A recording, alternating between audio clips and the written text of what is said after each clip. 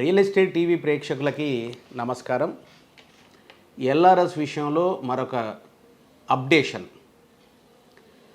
నాకు 2 ఫైల్స్ ఉన్నాయి. ఒకటి కుంట్లూరు పరిధిలో ఒక ప్లాటు, బాగ్ హయత్ నగర్లో మరొక ప్లాటు. ఈ 2 ప్లాట్లకు కూడా ఫీజు ఇంటిమేషన్ రాలే. ఫీజ్ నాట్ ఇంటిమేటెడ్ అని బ్రాకెట్లో IGRS అని పెట్టారు. IGRS ఏందనంటే ఇంటిగ్రేటెడ్ గ్రీవియన్స్ రీడ్రెసల్ సర్వీసెస్. ఇది ఒక వెబ్సైటు. అది తెలంగాణ రిజిస్ట్రేషన్ డిపార్ట్మెంట్కు సంబంధించిన వెబ్సైట్. అది బ్రాకెట్లో పెట్టారు. దాని అర్థం ఏంటి అని అంటే అదేదో ప్రొహిబిటెడ్లో ఉన్నదనో లేకపోతే ఏ కాలువకు FTLకు బఫర్లో ఎక్కడో ఉన్నది అనే ఉద్దేశంతో పెట్టినట్టు. ఏ ఆఫీసర్ దగ్గర ఉన్నది అని చూస్తే అక్కడ L1 స్టేజ్ ఉంటుంది. IR అని అంటే ఇరిగేషన్ ఆఫీసరు, RE అంటే రెవెన్యూ ఆఫీసరు, TP అంటే టౌన్ ప్లానింగ్. అంటే ఆ ప్లాట్ మున్సిపాలిటీ పరిధిలో ఉంటే L1 ఆఫీసర్ అంటూ మిగతా ఈ కింది విషయాలు ఉంటూ IGRS కూడా ఉంటుంది. అట్లా ఉండి కనుక మీకు ఇంటిమేషన్ రావట్లేదు ఫీజు అని కనుక మీకు అనిపిస్తే, మీరు మీ ప్లాట్కు ఫీజు కట్టి రెగ్యులరైజ్ చేసుకోవాలని సీరియస్గా మీరు ఉన్నట్టయితే, ఇటువంటి కండిషన్లో మీ ఫైల్ ఉంటే ఖచ్చితంగా సంబంధిత ఆఫీస్కి వెళ్ళండి. మీరు వారిని కలవండి. ఇమ్మీడియట్గా స్పందిస్తున్నారు. మీ యొక్క ప్లాట్ దగ్గరికి ఫీల్డ్ వెరిఫికేషన్ చేస్తున్నారు. చేసి వెంటనే వాళ్ళకున్న సందేహాలు నివృత్తి అవుతూనే మీకు ఫీజు ఇంటిమేషన్ కూడా ఇస్తున్నారు. ఇది నా స్వంత అనుభవం. ఈరోజే పెద్దంబర్పేటలో ఉన్న ప్లాట్కు సంబంధించి మున్సిపల్ ఆఫీస్కి వెళ్ళాను. లంచ్ టైంలో వెళ్ళాను. వితిన్ హాఫ్ అన్ అవర్లో నాతో పాటు వచ్చి ప్లాట్ వెరిఫై చేసి వెంటనే అక్కడి నుంచే ఆఫీస్కి ఇన్ఫర్మేషన్ ఇచ్చి ఇంటిమేషన్ ఇవ్వండి అని చెప్పిన పరిస్థితి. అది ఇంటిమేషన్ వచ్చింది. ఇదే రోజు బాగ్ హయత్ నగర్లో ఉన్న ప్లాట్కు సంబంధించి కూడా ఇక్కడ మున్సిపల్ ఆఫీస్ హయత్ నగర్ సర్కిల్లో కలిశాను. కిరణ్ గారు అని అక్కడ ఇన్ఛార్జ్ ఉన్నారు. వారు సిస్టమ్ ముందు ఉన్నారు. సో 2020 ఆగస్టు 26వ తారీఖు నాడు మార్కెట్ వాల్యూ ఆ ప్లాటు ఎంత ఉంది అనే విషయాన్ని కూడా ఒకటి సర్టిఫికెట్ తెమ్మన్నాడు. అది రిజిస్ట్రేషన్ ఆఫీస్ నుంచి పొద్దున్నే అప్లికేషన్ పెట్టి తీసుకున్నాను. లేటెస్ట్ EC కూడా తీసుకున్నాను. సో ఒరిజినల్ డాక్యుమెంట్స్ ఇవన్నీ తీసుకొని పోయిన తర్వాత అప్పటికప్పుడు ఫీజు ఇంటిమేషన్ కూడా జనరేట్ చేశాడు. ఇప్పుడు ఈ 2 ఫైల్స్లలో ఫీజు ఇంటిమేషన్ లెటర్ వచ్చింది. అమౌంట్ కట్టడానికి సిద్ధంగా ఉంది నా ఫైల్. మీరు కూడా ఎవరైనా దీని పట్ల నాకు ఇన్ఫర్మేషన్ వస్తుంది కడదాంలే అని అనుకుంటే డిలే అయిపోతుంది. మీకు ఇంకా తక్కువ రోజులే మిగిలింది, 3-4 రోజులే మిగిలింది. కాబట్టి సంబంధిత అధికారులను కలిసి ఈ రకంగా ఫీజు ఇంటిమేషన్ని చెప్పించుకోండి. వెంటనే ఫీజు కట్టండి. ఫలితంగా మీకు రిబేట్ వస్తుంది 25%. ఇది ఒక plus point. Second plus point ఏంటంటే గతంలో లాగా కాకుండా 2 రకాల ఫీజుల్లో ఒక రకం ఫీజుని మినహాయించే అవకాశం కూడా ఇచ్చారు ఈ గవర్నమెంట్. ఏంటి? Regularisation fees as well as open space charges. ఈ 2 ఛార్జీలలో రెగ్యులరైజేషన్ ఫీజు మాత్రం కట్టండి, ఓపెన్ స్పేస్ ఛార్జెస్ని పక్కన పెట్టండి. అంటే మీరు ఇల్లు కట్టుకోవాలనే ఆలోచన ఉన్నప్పుడు 2 కట్టుకోండి. కానీ ఎప్పుడో దాన్ని అమ్ముకుంటాం మనం, అక్కడ ఇల్లు కట్టుకోం. కేవలం ఇన్వెస్ట్మెంట్ కోసమే ఆ ప్లాట్ మనం కొని ఉన్నాం. అటువంటి సందర్భంలో రెగ్యులరైజేషన్ ఛార్జెసే కట్టండి.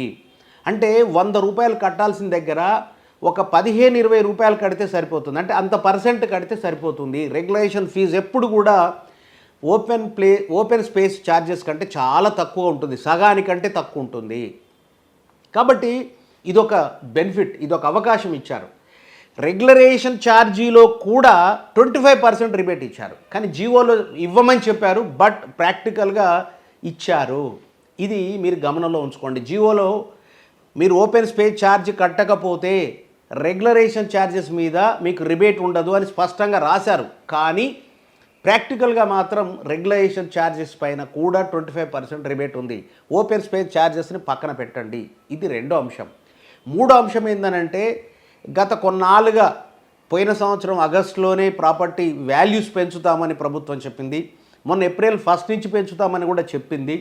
ఏమైనా పెంచలేదు, కానీ పెంచుతారు. పెంచినప్పుడు ఇప్పుడున్న వాల్యూస్ గణనీయంగా పెరిగే అవకాశాలు ఉన్నాయి.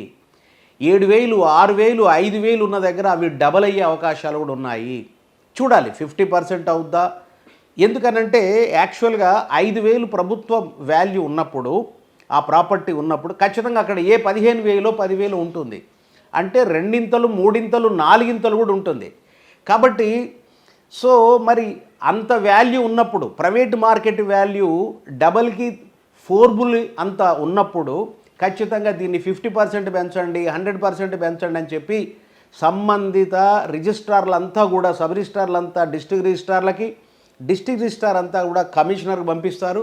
ఆ ఫైల్ అంతా కూడా గవర్నమెంట్కి వస్తుంది. సిద్ధం చేసి ప్రాపర్టీ వాల్యూస్ పెంచే అవకాశం ఉంది. కాబట్టి ప్లాటు వాల్యూ కూడా పెరుగుతుంది. పెరిగినప్పుడు మనం ఇప్పుడు కట్టే దానికి చాలా రెండింతలు, మూడింతలు చాలా ఎక్కువ కట్టే ప్రమాదం కూడా రావచ్చు. ఈ 3 అంశాలు దృష్టిలో పెట్టుకున్నప్పుడు ఖచ్చితంగా మనం కట్టాలనే కృతనిశ్చయంతో ఉన్నప్పుడు మీరు వెళ్ళండి, ఫీజు ఇంటిమేషన్ చేయించుకోండి సంబంధిత ఆఫీసర్లను కలిసి. ఈ సమాచారం సో ఇది లేటెస్ట్ అప్డేషన్ అండి. ఫాస్ట్గా చేస్తున్నారు ఇప్పటివరకైతే. ఇది ఒక అంశం. రెండో అంశం ఏంటంటే నేను ప్రభుత్వాన్ని కోరదలుచుకున్నా. నేను పెద్దంబర్పేట మున్సిపాలిటీ పోయినప్పుడు అక్కడ సంబంధిత L1 లెవెల్ ఆఫీసర్లతో మాట్లాడాను. అట్నే జిహెచ్ఎంసీలో హయత్ నగర్ సర్కిల్ పరిధిలో కూడా మాట్లాడాను. జిహెచ్ఎంసీ హయత్ నగర్ సర్కిల్లో 16,000 అప్లికేషన్లు ఉన్నాయి. చాలా కొద్ది మందికి, 4కి 5కి మాత్రం అప్పచెప్పారు. ఇదంతా పరిష్కరించమని. ఆ 4 కూడా 2 గంటలు ఒకరు సిస్టమ్ ఉందా, మిగతా 3 ఫీల్డ్ మీద, మరొకరు సిస్టమ్ మీద 2 గంటలు, మిగతా 3 ఫీల్డ్ మీద, ఇట్లా ఒక 4కి అప్పచెప్పారు. 16,000ల్లో ఇప్పటికే ఈ 5 ఏళ్ల కాలంలోనూ ఈ గడిచిన 2020 నుంచి ఇప్పటి వరకు ఇండ్లు కట్టుకునే వాళ్ళు, అప్పటికే కట్టేసి అప్రూవల్ తీసుకున్న వాళ్ళు కొన్ని వందలు ఉండొచ్చు. కానీ దాదాపు 16,000ల్లో అంటే ఇంకా 12,000 నుంచి 14,000 ఫైల్స్ ఇంకా పెండింగ్ ఉన్నాయి. అవన్నీ కూడా తిరగడానికి సాధ్యం కావట్లే. ఒక అతను 2,000 ఫైల్స్ బాధ్యత తీసుకున్న అతను ఇప్పటి వరకు కనీసం ఒక 100 మాత్రమే ఫీల్డ్ వెరిఫికేషన్ పోగలిగాడు ఈ 15 రోజుల్లో. అంటే గత 15 రోజుల నుంచి మాత్రమే ఫీల్డ్ వెరిఫికేషన్ యాక్టివిటీ స్టార్ట్ అయింది. ఇంటిమేషన్లు ఇవ్వడానికి ఇతరత్ర కూడా ఒక 30-40 మాత్రమే. ఒక బాబు, నేను ఆయన పేరు చెప్పను, ఒక L1 ఆఫీసర్ పరిధిలో ఒక 40 ప్రొసీడింగ్స్ వచ్చినాయి. సో వీళ్ళు ఫీజు ఇంటిమేషన్ ఇచ్చే బాధ్యత వీళ్ళదే. ఫీల్డ్ మీదకి వెళ్ళి వెరిఫికేషన్ చేసి ఎస్ అని ఆ ఫైల్ని L2 ఆఫీసర్ దగ్గర పంపించాలి. ఏసీపీ లెవెల్లో అసిస్టెంట్ కమిషనర్ ఆఫ్ ప్లానింగ్ ఆయన దగ్గరికి వెళ్తుంది ఫైల్. ఆయన కూడా అన్ని వెరిఫై చేసుకున్నాక తర్వాత L3 దగ్గర పంపిస్తారు డిప్యూటీ కమిషనర్ ఆఫ్ మున్సిపాలిటీకి. సో ఆయన ఫైనల్గా ప్రొసీడింగ్స్ ఇష్యూ చేస్తారు. అంటే ఇప్పటికంతా L1 స్థాయిలోనే ఉన్నాయండి అప్లికేషన్. ఫీజులు కట్టినాక కూడా L1 స్థాయిలోనే ఉన్నాయి. దీన్ని దృష్టిలో పెట్టుకుంటే ఇటువంటి ఫైల్స్ చాలా పెండింగ్లో కొన్ని వేలు ఉన్నాయి. ఇదే పరిస్థితి అన్ని మున్సిపాలిటీలకు వర్తిస్తుంది. కాబట్టి ఏంటంటే నేను ప్రభుత్వాన్ని ప్రజలందరి తరఫున దరఖాస్తు చేసుకున్నటువంటి లబ్ధి పొందాలనుకుంటున్న వాళ్ళందరి తరఫున నేను కోరుతున్న అంశం ఏంటంటే, మనం మాటలు చెప్పినంత ఈజీ కాదు. Each and every site visit చేసి దానిపైన ఒక నిర్ణయం తీసుకొని ఫర్దర్ దీన్ని ప్రొసీడ్ కండని పై ఆఫీసర్ పంపించాలనంటే ఫీల్డ్ మీద చాలా తక్కువ మంది ఉన్నారు. ఎక్కువ పని తక్కువ మందితో చేపించడం అనేది అసాధ్యమైంది. కాబట్టి ఈ సమయం సరిపోదు. కాబట్టి మరొక 2 నెలల పాటు ప్రొలాంగ్ చేసినా, ఎక్స్టెండ్ చేసినా కూడా ఇది కంప్లీట్ అవుతుందా లేదా అనేటువంటి అనుమానం మాత్రం నాకుంది. కాబట్టి నేను కోరుతున్నా, జిహెచ్ఎంసీకి ఆనుకొని ఉన్న గతంలో మున్సిపాలిటీలు ఉండి ఇప్పుడు జిహెచ్ఎంసీలో జాయిన్ అయినటువంటి అటువంటి ప్రాంతాల మీద బాగా ఒత్తిడి ఉంటుంది.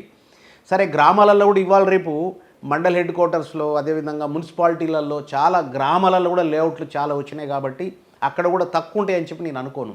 కాబట్టి గడువుని పెంచాలని ప్రభుత్వాన్ని దరఖాస్తుదారులందరి తరఫున నేను విజ్ఞప్తి చేస్తున్నా. చూశారు కదా, ఇలాంటి రియల్ ఎస్టేట్కి సంబంధించి మరిన్ని వివరాల కోసం మా రియల్ ఎస్టేట్ టీవీని సబ్స్క్రైబ్ చేయండి.